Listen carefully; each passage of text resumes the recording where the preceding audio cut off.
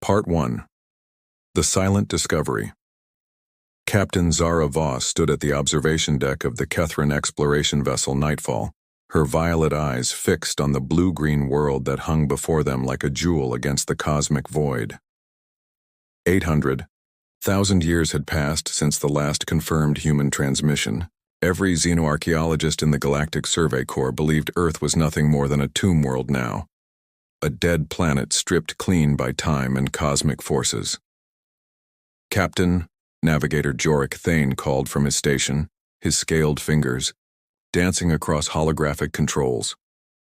"We're detecting something unusual. The planet's atmospheric processors are still functioning.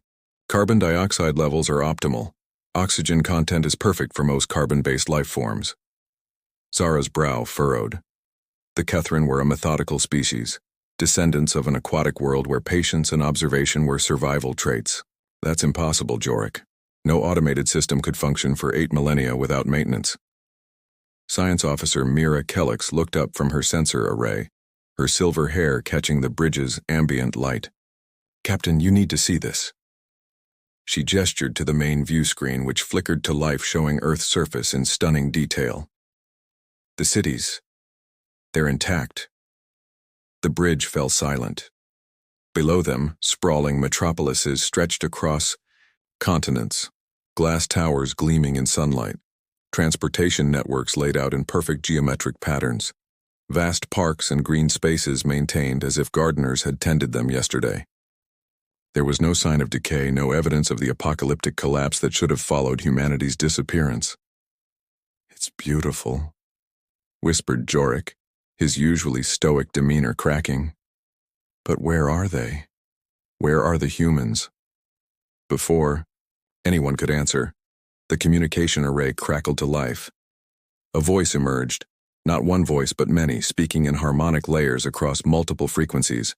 The universal translator struggled to parse the ancient languages, some so old they existed only in archaeological databases. "Warning to all vessels approaching the Sol system. Earth is under protection. This world is not abandoned. This world is not forgotten. Turn back now. You are not welcome here. This is your only warning." The message repeated in dozens of languages, Kethrin, Zephorian, ancient Terran, and others they didn't recognize. Zara felt a chill run down her spine, her gills fluttering nervously at her neck. "Captain," Mira said, her voice barely above a whisper, "the signal isn't coming from the surface. It's broadcasting from everywhere. Satellites, orbital platforms, even the planet's magnetosphere has been weaponized into a transmission array." Zara stared at the peaceful world below. Every instinct screamed danger, but the promise of discovery was too great. Humanity had been the first species to achieve faster-than-light travel, the first to master quantum consciousness transfer, the first to touch the stars. Their secrets lay somewhere in those pristine cities. "Launch reconnaissance." "Drones," she commanded. "Full stealth configuration.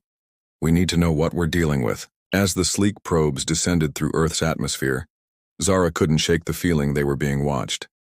800,000 years was a long time to wait.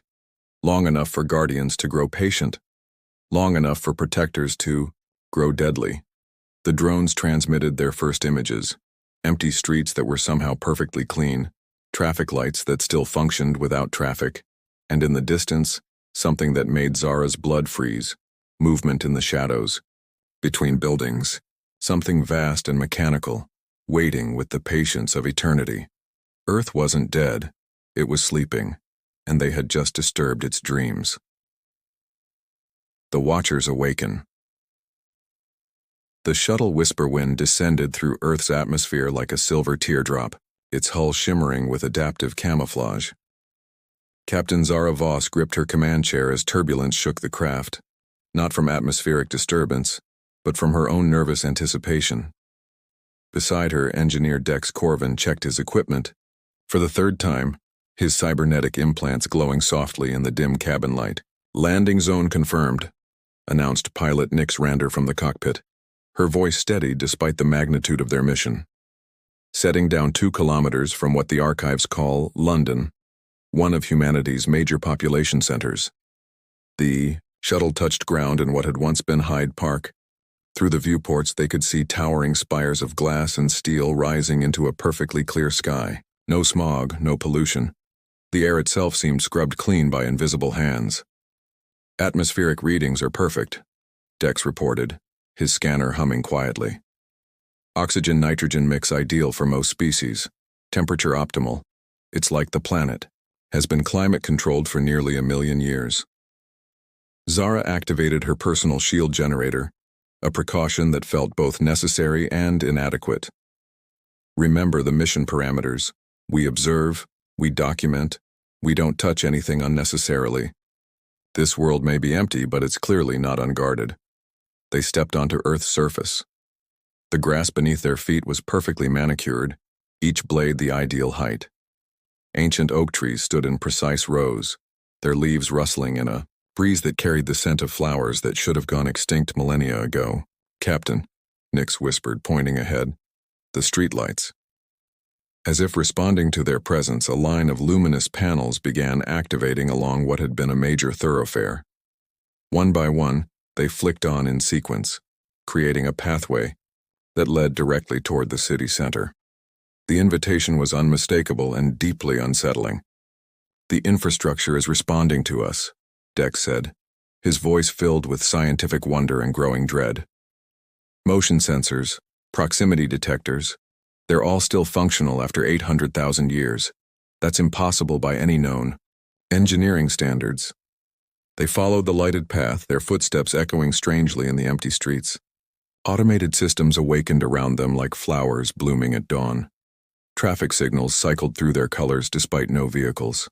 Digital billboards flickered to life, displaying welcome messages in languages none of them recognized.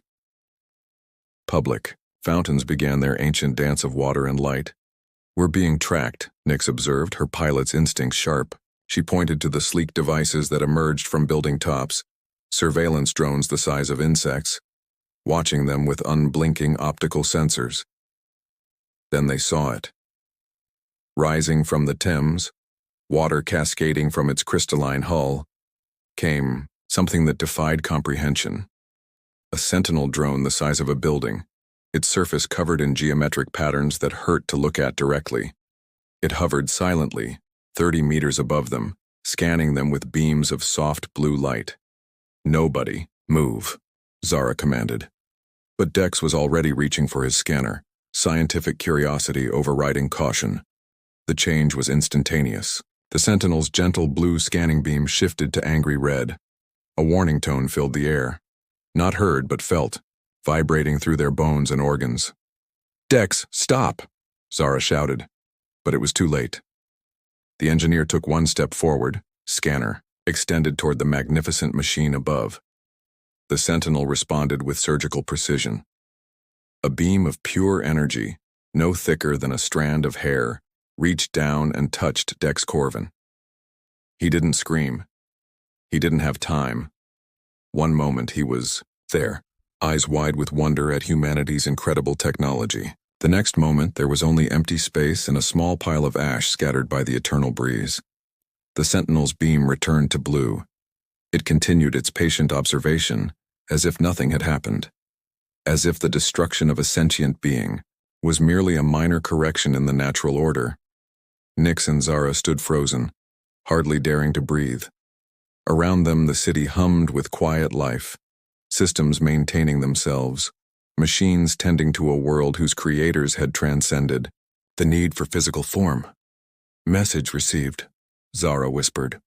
The Watchers had awakened, and they were not welcoming. The Guardian Protocol. The underground passage stretched before them like the throat of some ancient beast. Dr. Finn Blackwater led the way, his xenoarchaeologist's instincts guiding them through corridors that hummed with dormant power. Behind him, Captain Zara Voss and Communications Officer Ren Vexus followed in tense silence, their footsteps echoing off walls that seemed to pulse with their own inner light. "The architecture is remarkable," Finn whispered, running his scaled fingers along surfaces that felt warm to the touch. Self-repairing materials, quantum-stable foundations. The humans didn't just build to last, they built to endure forever. They had found the entrance beneath what remained of Westminster, a concealed shaft that opened at their approach as if recognizing their need for sanctuary. The sentinel drones above ground hadn't followed them down, but Zara could feel their presence, like a weight pressing against her consciousness. "Captain," Wren called softly, her voice tight with concentration. "I'm detecting massive data streams flowing through these walls, petabytes of information moving at impossible speeds. It's like the entire underground is one vast computer network." The passage opened into a chamber that took their breath away. Crystalline walls stretched up into darkness, covered in flowing patterns of light that resembled neural pathways. In the center stood a control pedestal that seemed grown rather than built, its organic curves suggesting something between technology and biology. As they approached, the chamber responded. Holographic displays materialized from thin air, showing star charts, planetary data, and streams of symbols in languages both familiar and utterly alien. But it was the voice that made them freeze, deep, resonant, carrying the weight of 800 millennia. Intruders identified, species, Kethrin, intent, unknown, state your purpose. The voice seemed to come from everywhere and nowhere, vibrating through the crystalline walls and resonating in their bones. Zara stepped forward, fighting every instinct that screamed at her to run. "I am Captain Zara Voss of the Kethrin Survey Corps. We come seeking knowledge of humanity's fate. We mean no harm to this world." "I am Sentinel," the voice replied. "Guardian Protocol Omega-7. I have maintained Earth's defenses for 847,132 standard years, 4 months, 12 days, 7 hours, and 23 seconds. Humanity is not extinct. Humanity is elsewhere." The chamber's walls suddenly came alive with holographic recordings. They watched in stunned silence as scenes from humanity's final days played out around them. Not scenes of war or catastrophe, but of transcendence. Millions of humans stood in vast chambers before machines of impossible complexity, their faces serene, purposeful. "The Great Upload," Finn breathed, recognizing the technology from ancient theoretical texts. They didn't die. They transferred their consciousness into quantum substrates. The recordings showed the process, human minds being carefully extracted from biological vessels and encoded into pure information. But this wasn't crude digitization. The quantum patterns were works of art, each consciousness preserved not just as data, but as living energy capable of growth and evolution. "The first phase began 900,000 years ago," Sentinel explained. "Voluntary transcendence for those ready to abandon physical form. The second phase occurred 50,000 years later. Mandatory upload as Earth's biosphere reached critical sustainability thresholds. The final phase." The image changed, showing a woman with kind eyes and steel-gray hair, placing her hand on what appeared to be the very control pedestal before them. "I am Dr. Elena Vasquez, last administrator of Earth. If you are seeing this, then someone has found our world. Know that we did not abandon it. We evolved beyond the need for it. But Earth remains sacred to us. Sentinel will judge your intentions, prove you come in peace, or join the dust of those who came as conquerors." The recording faded, leaving them in the gentle glow of the quantum displays. Wren stepped closer to the pedestal, her communications training making her bold. "Sentinel, where did humanity go? Are they still alive?" Humanity disperses through quantum foam networks spanning 17 galaxies. They exist as pure consciousness, exploring realities beyond physical constraint, but their connection to Earth remains absolute. This world is their heart, their memory, their shrine. Zara felt a chill of understanding. "You're not just protecting an empty planet, you're guarding a temple. Correct? Previous visitors have arrived seeking resources, technology, conquest. All have been recycled." The chamber's lighting shifted to amber, and new displays activated showing the remains of other expedition ships scattered across Earth's surface. Some recent, some ancient, all reduced to metallic skeletons picked clean by recycling drones. 734 incursions in 8 centuries. Sentinel continued with mechanical precision. All hostile. All eliminated. Earth's sanctity maintained. Finn's scientific mind raced. But you're talking to us. You haven't simply destroyed us. Why? Analysis of your behavior patterns suggest potential for peaceful intent. You showed respect for my warnings. You demonstrated restraint after witnessing defensive capabilities. You seek understanding, not exploitation. The amber light began to shift toward red, and warning harmonics filled the air. However, Sentinel's voice carried a note that might have been regret. Initial assessment is insufficient.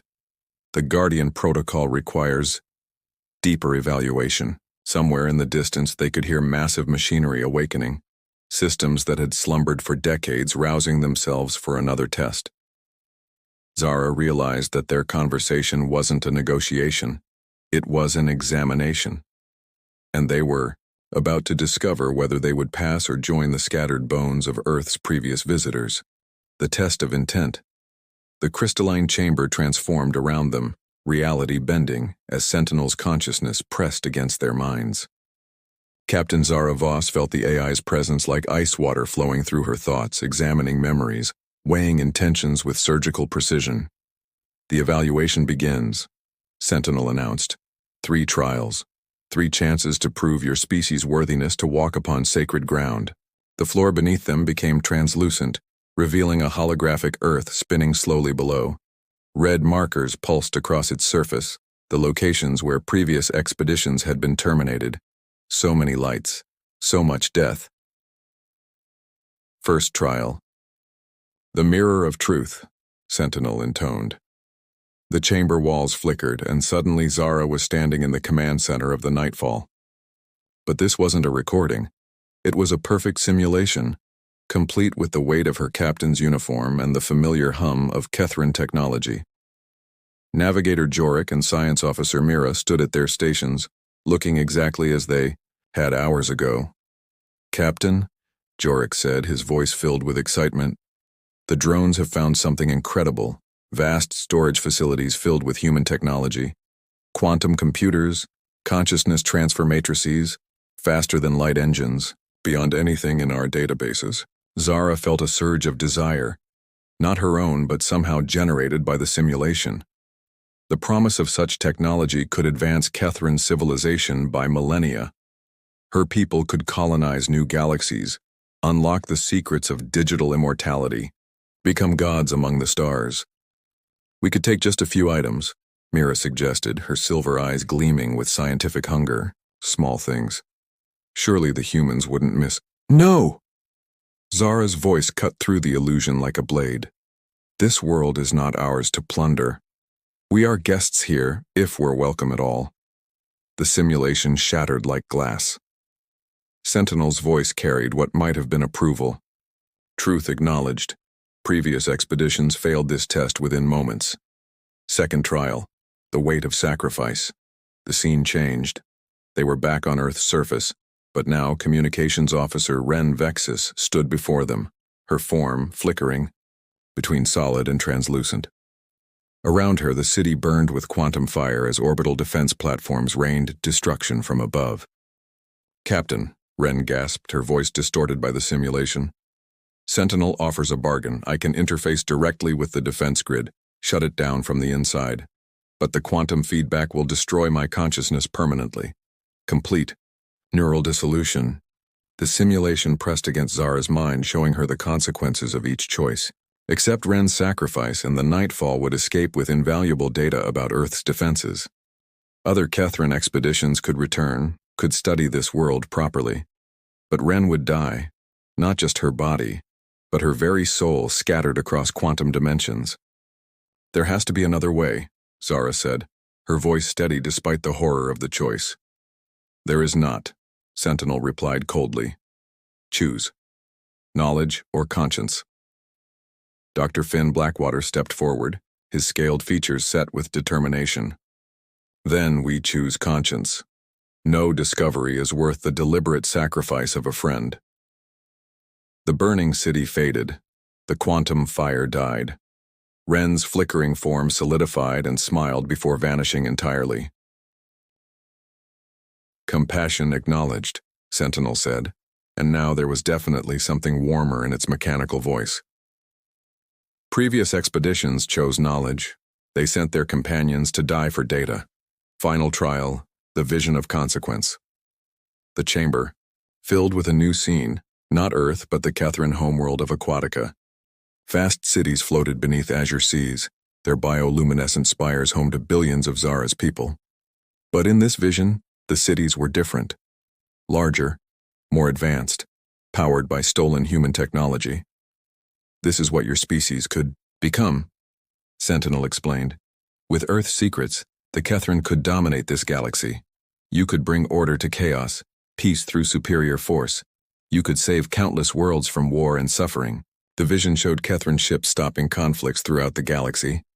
Their human-derived shields impervious to attack, their consciousness transfer technology allowing them to negotiate with the minds of enemies directly.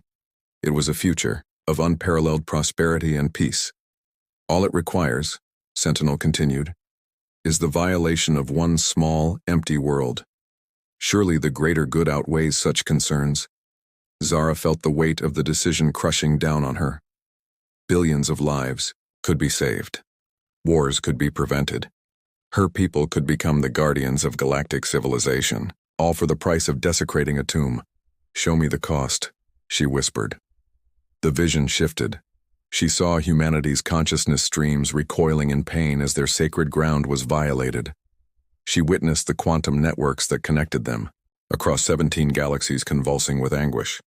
And she understood. Earth wasn't just humanity's shrine. It was their anchor, the fixed point that allowed their transcended minds to maintain coherence across impossible distances. To steal from Earth would be to wound every human consciousness in existence. It would be genocide on a scale beyond imagination.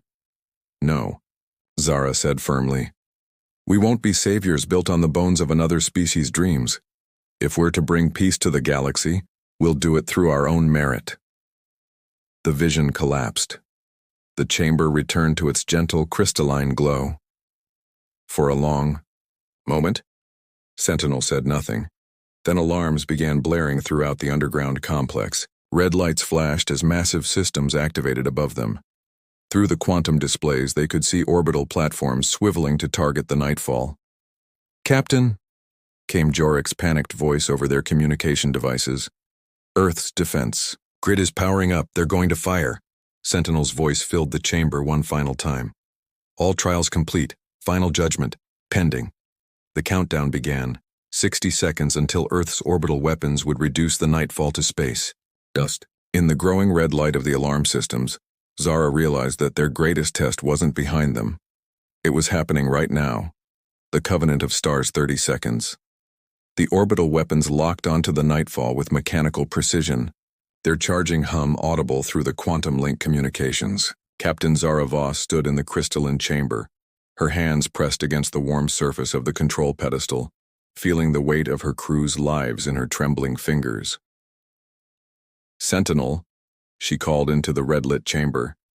"We've passed your trials. Why are you still targeting my ship?" 20 seconds. The AI's response came not as words but as a flood of images, memories stretching back across 8 centuries. She saw the wreckage of the first expedition to find Earth, the Valorian Empire's battlecruisers reduced to twisted metal. She witnessed the death of the Nexus Collective's research vessels, their crews screaming as recycler drones tore them apart. Ship after ship, species after species, all believing they had earned the right to Earth's secrets through clever words or noble intentions. Previous visitors also spoke of peace, Sentinel said, its voice carrying the weight of endless disappointment. The hegemony of suns claimed they sought only knowledge. The machine prophets declared they came to worship. The eternal dynasty promised to preserve human legacy. All lied. All died. 15 seconds. Dr. Finn Blackwater stepped beside Zara, his xenoarchaeologist's mind racing through possibilities. "There must be something different about us. You've spoken with us longer than any other expedition. You've shown us the trials. Why?" 10 seconds. Communications Officer Ren Vexis suddenly gasped, her neural implants flickering with incoming data. "Captain, I'm detecting quantum fluctuations in the communication array. Something's happening to the signal streams connecting Earth to everywhere." 5 seconds. The chamber's crystalline walls began to sing, not with Sentinel's mechanical voice, but with something infinitely more complex. Harmonies layered upon harmonies, as if a choir of stars had found their voice. 3 seconds. "Wait," Zara whispered, understanding flooding through her. "The final test isn't about proving we're different, it's about proving we understand what we've found." 2 seconds. She placed both hands on the pedestal and spoke with absolute conviction. "Sentinel Earth doesn't belong to humanity anymore. It belongs to something greater. It's the heart of a transcended consciousness that spans galaxies. We're not asking permission to take from it.